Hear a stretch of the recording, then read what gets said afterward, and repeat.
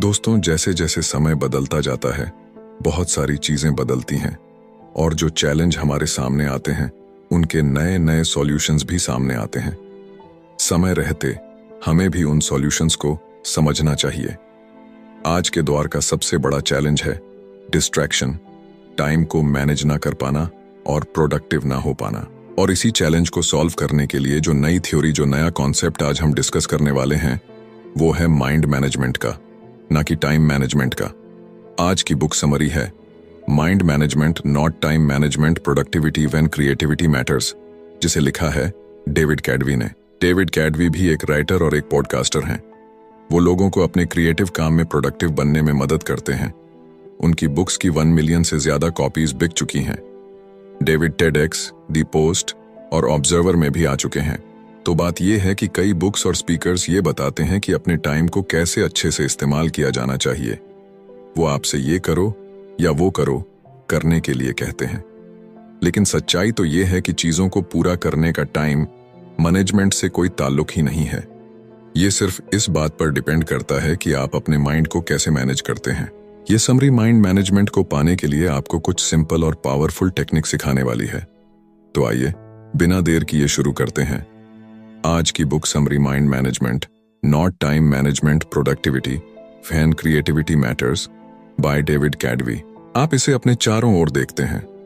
रोज लोग पैसा कमाने की भागदौड़ में लगे रहते हैं, इसीलिए आपको हर एक सेकंड को सही जगह पर इस्तेमाल करना चाहिए। पैसा कमाने के लिए आप अपना कैलेंडर अलग अलग एक्टिविटीज से इस कदर भर देते हैं कि आपके पास आराम करने का वक्त ही नहीं होता। और इतना ही नहीं, आजकल तो लोग मल्टीटास्किंग भी करने लगे हैं, यानी कई काम एक साथ करना, जैसे लंच करते हुए अपने ईमेल का जवाब देना। क्या ये वही हसल कल्चर यानी भागदौड़ वाला कल्चर है जिसका एक हिस्सा बनकर सभी गर्व महसूस करते हैं? क्या हमेशा थका थका रहना, गुस्सा करना या परेशान महसूस करना आम बात हो गई है? ये समरी ये साबित कर देगी कि टाइम मैनेजमेंट अब किसी काम का नहीं रहा और इससे आपको कुछ भी नहीं मिलेगा। आप ये सीखेंगे कि माइंड मैनेजमेंट सक्सेस पाने और कोई भी काम करने में कैसे आपकी मदद कर सकता है। आप ये भी सीखेंगे कि कुछ पाने के लिए आपको किसी भी तरह की जल्दबाजी करने की कोई जरूरत नहीं है। टाइम मैनेजमेंट नहीं, माइंड मैनेजमेंट अपने गोल्स को पाने का बेहतर तरीका है। तो आइए शुरू करते हैं इस पहले चैप्टर से, mind management not time management. इस बुक के ऑथर डेविड कैडवी खुद को एक राइटर नहीं मानते थे। उन्हें बचपन से ही लिखना कुछ खास पसंद नहीं था, लेकिन एक दिन उन्हें एक ऐसी बुक डील ऑफर की गई जिससे कोई बेवकूफ ही मना करता। इसीलिए डेविड ने अपनी लाइफ को इस तरह प्लान किया ताकि वो एक बुक लिख सकें। सबसे पहले उन्होंने इस बात का ध्यान रखा कि उनके पास बुक लिखने के लिए अच्छा खासा टाइम हो। उन्होंने अपने दोस्तों के साथ डिनर और दूसरे प्लान्स को कैंसिल कर दिया, पर इनकी जगह अपने राइटिंग सेशंस को रखने लगे। डेविड ने डेट्स पर जाना भी छोड़ दिया, यहां तक कि अपनी ग्रोसरी और खाना भी घर पर डिलीवर करवाने लगे। उन्होंने अपनी बुक लिखने पर फोकस करने के लिए जी जान लगा दी थी। एक राइटर के दिमाग में शब्दों का जैसे एक पिटारा सा होता है, पर वो शब्दों के साथ खेल जाते हैं। लेकिन डेविड के लिए ये सब इतना नेचुरल या आसान नहीं था। जब वो लिखने बैठते तो एक शब्द भी नहीं लिख पाते थे और न जाने कंप्यूटर के सामने बैठे बैठे यूं ही कितने घंटे निकल जाते। फिर उन्हें खुद पर प्रेशर महसूस होने लगा। डेविड को अगले कुछ हफ्तों में बुक का 25% काम खत्म करके पब्लिशर को दिखाना था। अगर वो ऐसा नहीं कर पाते तो डील कैंसिल हो सकती थी। डेविड अपनी फैमिली और दोस्तों को निराश नहीं करना चाहते थे। बड़बड़ाहट में उन्होंने कोस्टा रिका में एक रिट्रीट ज्वाइन करने का मन बनाया। वो ये बात अच्छे से जानते थे कि वहां जाकर भी वो कुछ नहीं लिख पाएंगे। क्या इसका मतलब ये है कि रिट्रीट ज्वाइन करने से उन्हें पछतावा हुआ था? बिल्कुल हुआ था, लेकिन डेविड ने सोचा कि जगह बदलने से शायद उन्हें राइटर्स ब्लॉक से बाहर निकलने में मदद मिलेगी। डेविड को रिट्रीट के लिए हाँ कहने के बाद पछतावा होने लगा और वो अपने घर से बाहर निकल गए। वो अपनी फ्रस्ट्रेशन को दूर करना चाहते थे। तब उनकी मुलाकात डिएगो से हुई। वो रोड के दूसरी तरफ थे जब उन्होंने डेविड को इस तरह बुलाया जैसे मानो वो दोनों दोस्त थे। डिएगो ने हाथ से इशारा करते हुए डेविड को बुलाया और उनसे स्पेनिश में बात करने लगे। डेविड एक बेवकूफ की तरह नहीं दिखना चाहते थे, इसलिए उन्होंने डिएगो की बात का जवाब दिया। उनसे बात करने पर डेविड को पता चला कि डेगो ऐसे ही कुछ बात करना चाहता था। उन्हें बीच पर घूमना और बारिश का मौसम बेहद पसंद था। उनकी बातें ज्यादा लंबी तो नहीं चली, लेकिन डेविड को इसके बाद काफी अच्छा महसूस हो रहा था। जब डेविड घर लौटे तो दोबारा कंप्यूटर के सामने बैठ गए। अगले 1 घंटे में डेविड पहला चैप्टर लिखने में कामयाब रहे। इससे डेविड को समझ में आया कि ऐसा क्या हुआ था जिससे वो लिख पाने में कामयाब रहे थे। इसकी वजह लिखने के लिए समय निकालना नहीं था। टाइम मैनेजमेंट अब इफेक्टिव यानी कारगर नहीं रहा है। आपको टाइम की नहीं बल्कि लिखने के लिए सही मेंटल स्टेट में होने की जरूरत है। इसे ही डेविड माइंड मैनेजमेंट कहते हैं। माइंड मैनेजमेंट का मतलब है अपनी क्रिएटिव एनर्जी को प्रायोरिटी देना, लेकिन ये आपका वक्त भी जाया कर सकता है। आपने कभी अपनी लंबी टू डू लिस्ट को देखकर जीरो मोटिवेशन महसूस किया है? ऐसा हम सभी के साथ होता है। फिर भी माइंड मैनेजमेंट से आप इस मुश्किल से निकल सकते हैं। माइंड मैनेजमेंट का मतलब है किसी काम या प्रॉब्लम को अलग नजरिए से देखना। टाइम मैनेजमेंट में आप खुद से ये पूछते हैं कि अभी मैं क्या कर सकता हूं। ज्यादातर समय इस सवाल की वजह से आप टाल मटोल करने लगते हैं। आप ये जानते हैं कि आपको कुछ करने के लिए आपके पास फोकस और मोटिवेशन नहीं होता है।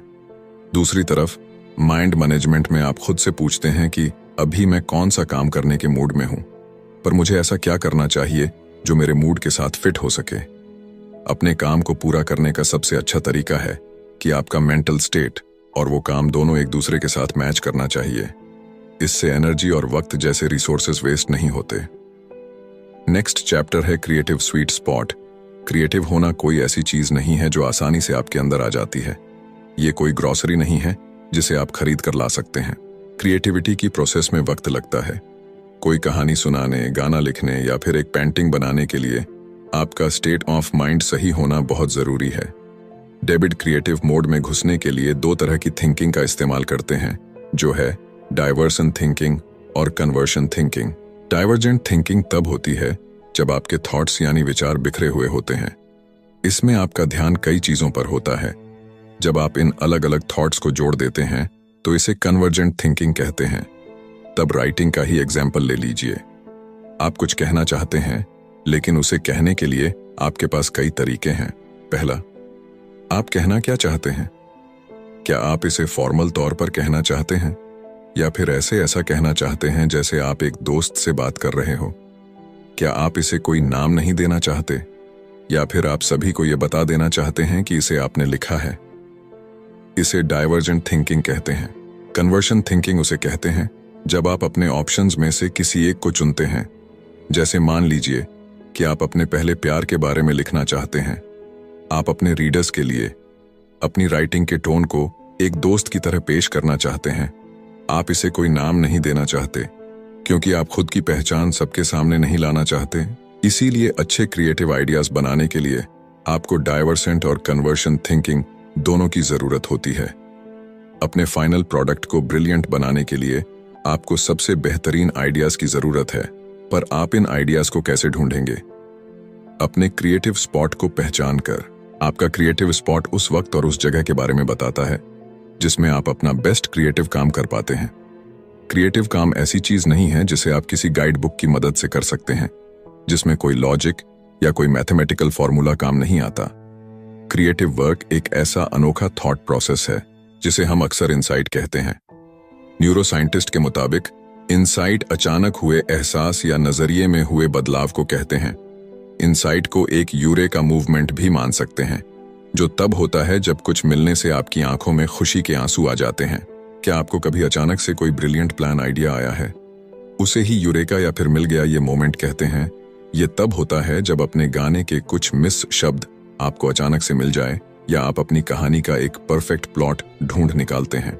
अब दोबारा कुछ पेंट करना चाहते हैं, लेकिन यह नहीं जानते कि क्या पेंट करें, तो इसके लिए अपने पसंदीदा कार्टून कैरेक्टर को पेंट करने के बारे में अचानक याद आना एक यूरेका मोमेंट होगा।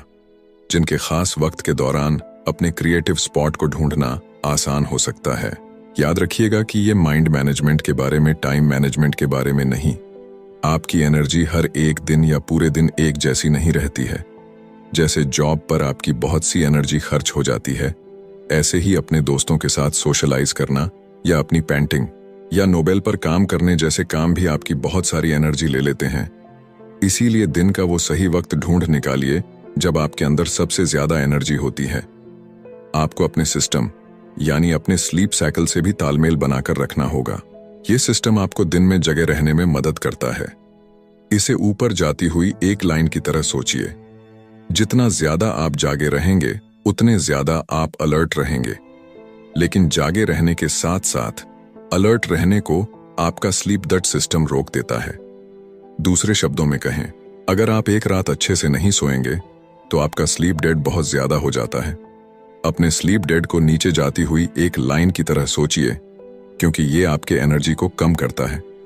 आपके सिस्टम और स्लीप डेट दोनों की लाइन दोपहर के शुरुआती वक्त लगभग 2:30 बजे मिलती है। इसी वजह से आप इस वक्त सुस्त और थका हुआ महसूस करते हैं। अपनी बॉडी क्लॉक को समझने से आपको अपने काम पर आसानी से फोकस करने में मदद मिलती है। बहुत से लोग सुबह सुबह बहुत फोकस्ड होकर काम करते हैं, जैसे बेस्ट वायलिन प्लेयर अपने दिन की शुरुआती 2-4 घंटे मन लगाकर प्रैक्टिस करते हैं। मशहूर राइटर वर्जीनिया वुल्फ और साइकोलॉजिस्ट BFP ऐसा ही करते हैं। ऐसा इसलिए क्योंकि सुबह का वक्त वो समय होता है जब लोग पूरी तरह से जगे हुए और सबसे ज्यादा अलर्ट रहते हैं। अपने क्रिएटिव स्पॉट को हासिल करने के लिए डेविड ने एक और तरीका बताया है। इसे वो फर्स्ट आवर रूल कहते हैं, जो अपने काम को पूरा करने में उन्हें डिसिप्लिन रहने में मदद करता है। जब आप अपने दिन का सबसे पहला घंटा अपने प्रोजेक्ट पर लगाते हैं तो उसे फर्स्ट आवर रूल कहते हैं, और ये कोई ऐसा वैसा प्रोजेक्ट नहीं होना चाहिए, बल्कि आपका सबसे इंपॉर्टेंट प्रोजेक्ट होना चाहिए। ऐसा करने से आप उस प्रोजेक्ट को जल्दी पूरा कर पाएंगे। इसे सुनकर ऐसा लग रहा होगा ना कि क्या आप ऐसा सच में मुमकिन है? तो जवाब है जी हाँ, बिल्कुल मुमकिन है। अपने दिन की शुरुआत अपने सबसे इंपॉर्टेंट काम से कीजिए, यानी एक ऐसे काम से जो आपको करना ही है। ऐसा करने से इसे पूरा करने के लिए आपके आलसी होने के चांसेस काफी कम हो जाते हैं। ऐसा करना उस काम में आने वाली रुकावटों को भी रोकता है। इस इंपॉर्टेंट लर्निंग को लेने के बाद बढ़ते हैं नेक्स्ट चैप्टर की ओर, द 4 स्टेजेस ऑफ क्रिएटिविटी। जब आप असल में राइटिंग और पेंटिंग नहीं कर रहे हैं, तब भी आप राइटिंग और पेंटिंग कर सकते हैं। क्रिएटिविटी का प्रोसेस सिर्फ राइटिंग और पेंटिंग के बारे में नहीं है। इसे सोशल साइकोलॉजिस्ट ग्राम बोलर कंट्रोल के 4 स्टेज या क्रिएटिविटी के 4 स्टेज कहते हैं। पहला स्टेज है प्रिपरेशन, यानी कि तैयारी करना। यह तब होता है जब आप अपने प्रोजेक्ट के बारे में सब कुछ सोचते हैं। आपकी स्टोरी में कौन सी कैरेक्टर होंगे, आपका गाना कितना लंबा होगा, पेंटिंग बनाने के लिए आप किस चीज का इस्तेमाल करेंगे। ये ब्रेनस्टॉर्मिंग यानी दिमाग चलाने वाला स्टेज है। इसमें आपके पास अपने प्रोजेक्ट की इतनी इंफॉर्मेशन होती है कि आप एक चलते फिरते इंसाइक्लोपीडिया की तरह हो जाते हैं। डेविड ने भी अपनी बुक पर इसी तरह काम करना शुरू किया था। ऐसा भी वक्त हुआ जब वो अपने लिविंग रूम में बैठकर इंफॉर्मेशन के ऐसे सोर्सेज को खोलकर देखा करते थे। डेविड के चारों ओर बुक्स, न्यूज़पेपर और जर्नल्स बिखरे रहते थे। उनके पास एक व्हाइट बोर्ड भी था, जिस पर वो पॉसिबल टॉपिक्स और चैप्टर लिखते थे। डेविड ने जो रिसर्च की थी वो समय की बर्बादी नहीं थी, ये उन्हें क्रिएटिविटी के अगले स्टेज तक पहुंचने में मदद कर रही थी। दूसरा स्टेज इंक्यूबेशन है। ये ऐसा वक्त होता है जब आप अपने प्रोजेक्ट पर इतना एक्टिव होकर काम नहीं करते हैं। आप शायद किसी और चीज पर काम कर रहे होते हैं या फिर अपने दोस्तों और फैमिली के साथ वक्त बिता रहे होते हैं। हमें बीच बीच में ब्रेक लेने की जरूरत होती है। इसी काम को तुरंत पूरा करने के लिए खुद को मजबूर करना हमेशा काम नहीं करता है। ऐसा करने से आप फ्रस्ट्रेट होने लगेंगे और आपको गुस्सा आ जाएगा। ऐसा होने से आपको अपने क्रिएटिव स्पॉट को ढूंढने में और तीसरे स्टेज पर जाने में मुश्किल होगी। तीसरा स्टेज एलिमिनेशन है। ये यूरेका या आहा मूवमेंट है। तीसरे स्टेज को पूरी तरह नहीं समझाया जा सकता। ऐसा इसलिए क्योंकि ये अचानक से होने वाला और अनप्रेडिक्टेबल होता है। जैसा कि बताया गया है कि अगर आप जरूरी तैयारी नहीं करेंगे तो आप इस स्टेज तक नहीं पहुंच सकते। आपको पहले स्टेज पर बहुत सा वक्त देना होगा। आइए जानते हैं कि पहला स्टेज आपको तीसरे स्टेज पर पहुंचने में कैसे मदद करता है। इसके लिए हम दी बीटल्स के पॉल मैककर्टनी का एग्जाम्पल लेंगे। पॉल ने यस्टरडे नाम का वो यादगार गाना बड़े ही अनोखे तरीके से कंपोज किया था। उन्हें इस गाने की धुन अपने सपने में सुनाई दी थी। जब उनकी आंख खुली तो वो आंधी नींद में उठकर अपने पियानो पर उस धुन को बजाने लगे और इस तरह इतिहास के सबसे महान गानों में से एक गाना बना। लेकिन ये इतना भी आसान नहीं था। येस्टरडे लिखने से पहले भी पॉल कुछ गाने लिख और बना रहे थे। वो सालों से म्यूजिक क्रिएट करते आ रहे थे और क्योंकि वो येस्टरडे जैसा गाना लिख पाए थे, उनका काम वही नहीं रुक गया था। नहीं, पॉल ने यह पक्का किया कि वो चौथे स्टेज को भी अच्छे से पूरा करें, जो है वेरिफिकेशन। चौथा स्टेज वेरिफिकेशन है। ये तब होता है जब आप एलिमिनेशन की स्टेज में आए यूरेका मूवमेंट के बारे में सोचते हैं। इसमें आप ये पक्का कर लेते हैं कि आपका जो आइडिया था वो फुल प्रूफ और ब्रिलियंट है। आप ये डबल चेक करते हैं कि किसी चीज की कमी तो नहीं है। पॉल को 100% विश्वास तो नहीं था कि उनका बनाया हुआ गाना ओरिजिनल था। उन्हें लगा कि हो सकता है कि यह भी एक ऐसी धुन थी जो उन्होंने पहले कभी सुनी थी। ऐसे वक्त ऐसे ENP या सॉफ्टवेयर नहीं हुआ करते थे जो ये बता सके कि कोई धुन ओरिजिनल है या नहीं। इसीलिए पॉल ने 1.5 साल इस बात को पक्का करने में ही लगा दिया कि वो धुन उनकी खुद की थी या नहीं। इसी दौरान उन्होंने अपने गाने को बदलने के लिए उसके लिरिक्स, ट्यून और अरेंजमेंट को सुधारने पर काफी काम किया। अगर आप क्रिएटिविटी के हर स्टेज में अपना वक्त नहीं लगाएंगे तो आप कभी कोई मास्टरपीस नहीं बना सकते। आपको इस पूरे प्रोसेसर के हर स्टेज से होकर गुजरना होगा। नेक्स्ट चैप्टर है दी 7 mental state of creative work. David का कोई स्ट्रिक्ट यानी रूल नहीं था, लेकिन उनके पास करने के लिए ऐसे काम और जाने के लिए ऐसी जगह थी जो उन्हें लिखने के सही मूड में लाने में मदद करते थे। अपनी छोटी सी नोटबुक में कुछ लिखने के लिए वो जॉन हैंडकॉक सेंटर के 19 5th फ्लोर पर जाते थे। ये थॉट्स शुरुआत में बिखरे हुए से रहते हैं, लेकिन इन्हें लिखने के बाद डेविड को वो दूसरी चीजें भी दिखने लगती हैं जो उन्हें लगता था कि अपने बुक में शामिल करनी चाहिए। जॉन हैंडकॉक सेंटर डेविड को उनके थॉट्स को अरेंज करने में मदद करता था। एब्सेंटो कॉफी नाम की एक कॉफी प्लेस थी जो डेविड को बहुत पसंद थी। वहां का मन लुभाने वाला खूबसूरत नजारा और कॉफी बीन्स की सुगंध उस जगह को राइटिंग के लिए एक आइडियल जगह बनाती है। डेविड की तरह आप भी अपने मेंटल स्टेट के मुताबिक अलग अलग तरीके के काम कर सकते हैं।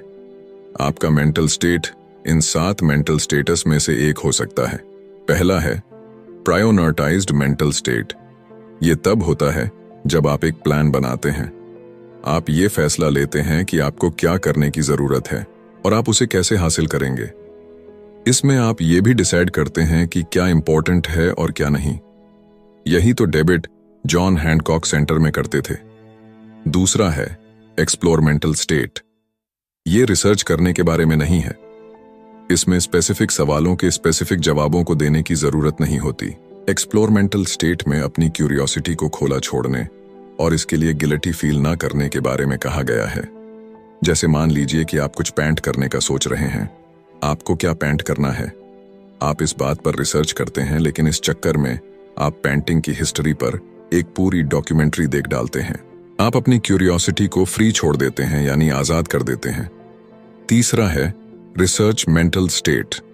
ये ऐसी जगह है जहां आप स्पेसिफिक सवाल और उसके जवाब ढूंढते हैं। डेविड ज्यादातर वक्त इसी स्टेट में रहते हैं। वो ये रिसर्च करते हैं कि एक चैप्टर को कैसे बनाया जाए या फिर ये कैसे वेरीफाई किया जाए कि अपनी बुक में जो फीनेक्ट वो लिखने वाले हैं वो सही हैं या नहीं। चौथा है जनरल मेंटल स्टेट।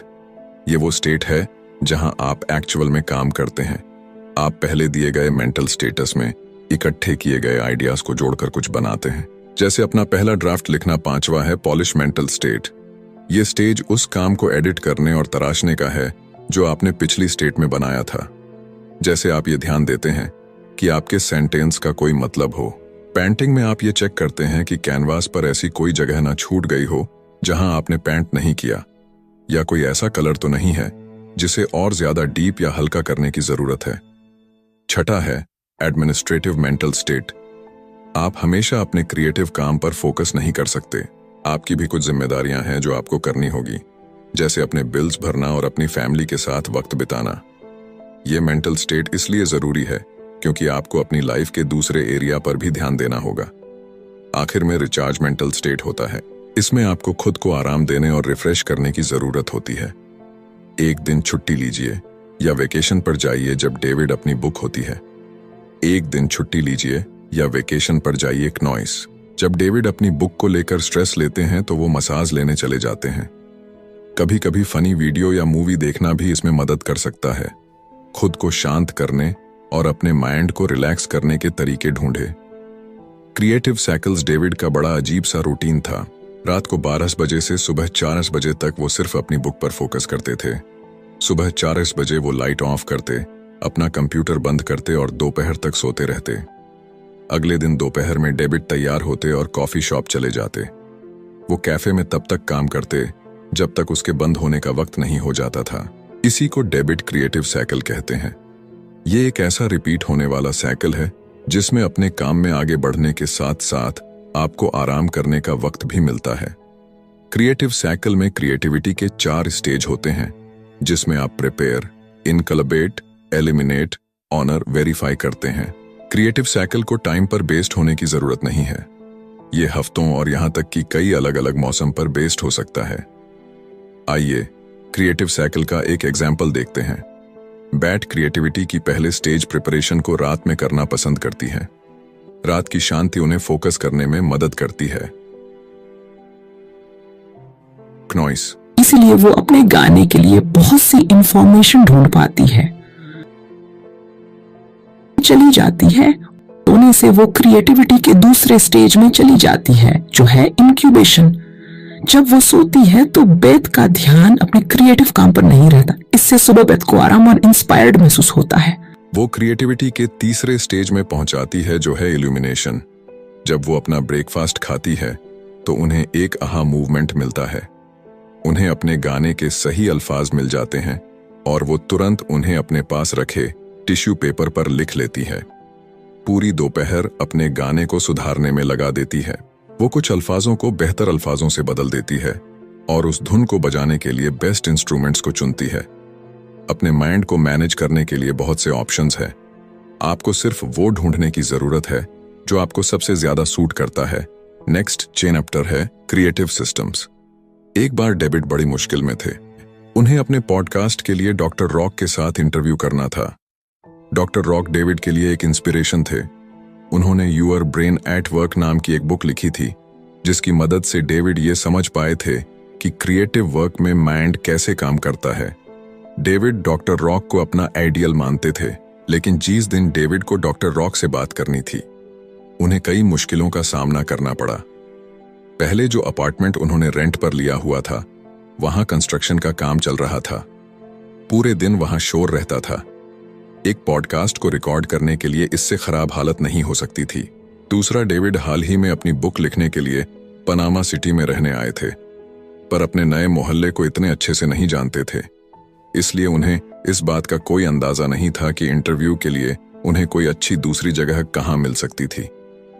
तीसरा, डेविड जानते थे कि इस इंटरव्यू का स्केड्यूल बदलना नामुमकिन होगा, क्योंकि डॉक्टर रॉक जैसे जाने माने लोग हमेशा बिजी रहते हैं। ये जिंदगी में एक बार मिलने वाला सुनहरे मौके जैसा था। ऐसा लग रहा था कि ये साफ है कि क्या होने वाला है। डेविड को पॉडकास्ट कैंसिल करना होगा।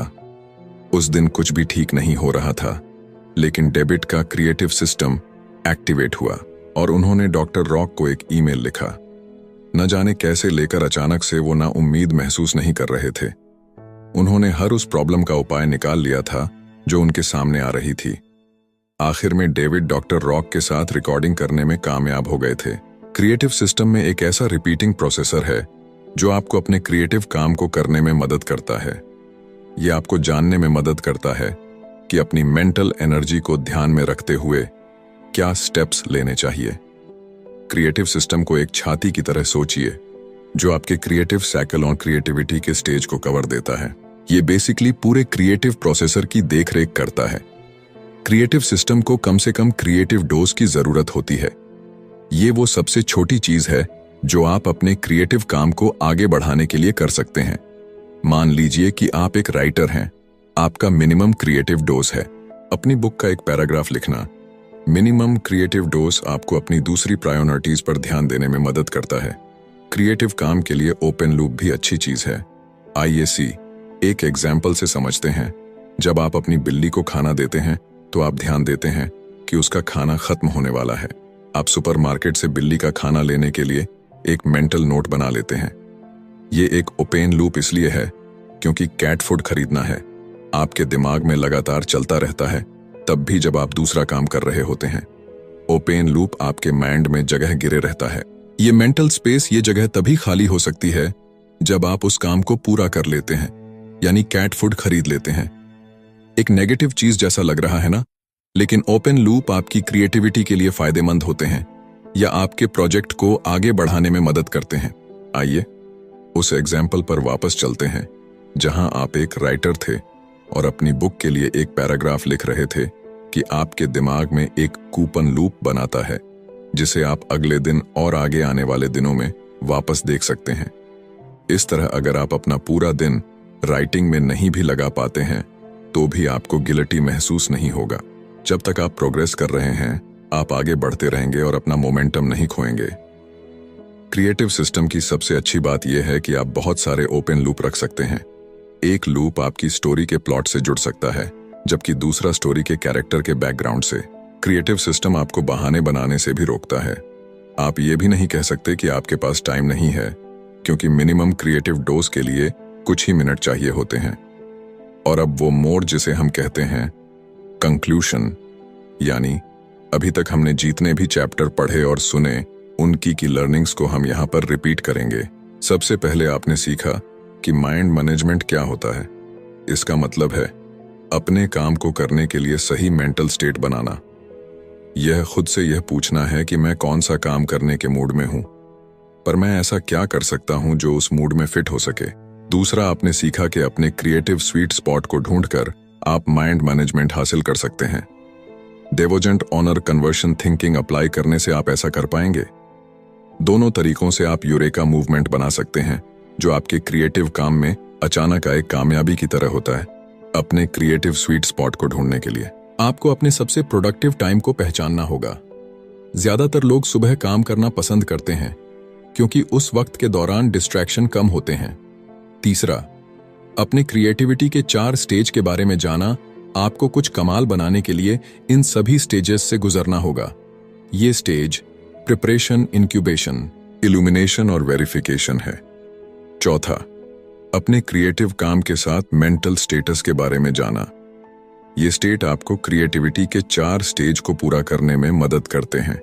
ये 7 मेंटल स्टेट है: priorities, explore, research, generate, polish, administrate और रिचार्ज। 5वां, आपने क्रिएटिव साइकिल के बारे में जाना। ये क्रिएटिव काम करने और आराम करने के लिए टाइम निकालने का रिपीटिंग साइकिल है। क्रिएटिव साइकिल ये डिसाइड करता है कि कौन सा टाइम फ्रेम आपके लिए काम करता है, भले ही वो हफ्ता, महीना या कोई सीजन ही क्यों ना हो। क्नॉइस। छठा, अपने क्रिएटिव सिस्टम के बारे में जानना। ये क्रिएटिविटी के 4 स्टेज और क्रिएटिव साइकिल की देखरेख करता है। ये एक ऐसा रिपीटिंग प्रोसेसर है जो आपको क्या स्टेप्स लेने चाहिए या उन्हें कैसा करना चाहिए जैसे सवालों के जवाब ढूंढने में मदद करता है। आज पूरी दुनिया भागती हुई जिंदगी की आंधी हो गई है। इसमें सभी जल्द से ज्यादा काम करने में लगे हुए हैं, लेकिन चीजों को धीरे धीरे करने का अलग ही मजा है। तो उस प्रोसेसर को एंजॉय कीजिए और जल्दबाजी मत कीजिए। जैसे कि कहावत है कि बड़ी चीजें उन्हीं को मिलती हैं जो उसके लिए इंतजार करते हैं, और इसी बात को हमारे वेदों में कहा गया है कि धैर्यता में ही विजय है। कि डिस्ट्रक्शन के द्वार में अपनी क्रिएटिव